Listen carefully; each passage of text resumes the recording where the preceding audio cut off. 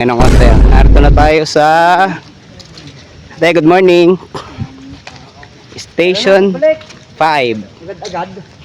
Tapos 371 meters daw bago makarating sa Station 6. Kaya palit na kayo ng ano. Sa 8 namin ito.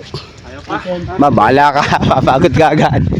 Ayun, meron pa tayong mga kasama sa likod. Popoy, nagpapako.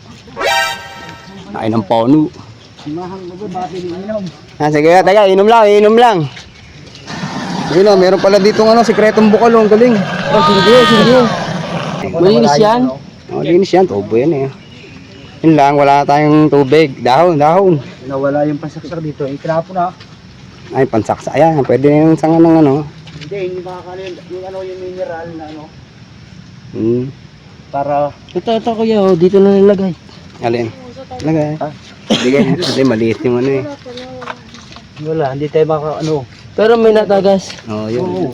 Dapat yung In case daw na nauuhaw kayo, dito yan sa may Station 5. Pero kung yung parang butas sa tubo. Ano sila? Ano na kayo? Igib na kayo, igib. Pultak pa yun sa amin, wala pang bawas.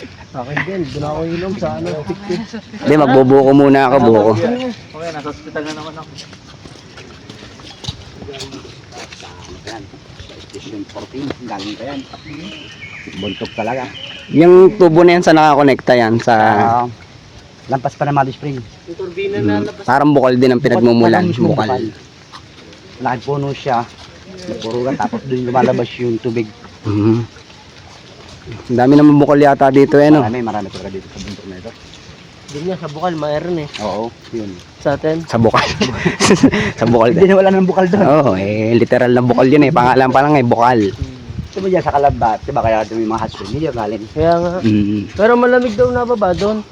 Oo. Sabi, na ano lang daw sa tangke. Kasi nakuha nila yung init eh.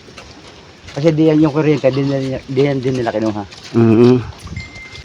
Kasi kung hindi nakuha ang init ng itong bulkan ng Makiling, yung pisbidan na sasabog. Oo, buti nakakasingaw. Ay, nakuha ng bitin. Alam mo yung bitin? Oo, bitin. Di ba ang daming planta dyan? Ang daming ito dyan, siyam, ang butas, nakuha ito. Tapos dun sa meron bago sa may parting Santo Tomas na yon yung bago. Kaya nga.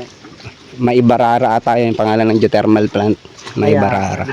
Napakatali talaga ng tao, may makukuha yung init. Paano nila na ipasok yung mga tubo dyan? Nilalaki ng tubo sa parting dun sa sa kabilang side sa Santo Tomas. Kaya nakuha at mangyayari Laki naman ng tubo dun sa bae. mga tubo. Wala halot ang bundok na to. Yeah. Oo, wasak yan. Hirap Kasi yun. halos para ng pansit ang tubo dyan. Dami na. Oo. Kasi di lang sila kumukuha ng kuryente.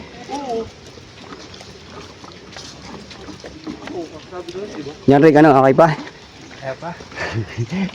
Kaya pa magutay. Habol tayo ng konti. 7 meron naman ang kailang doon.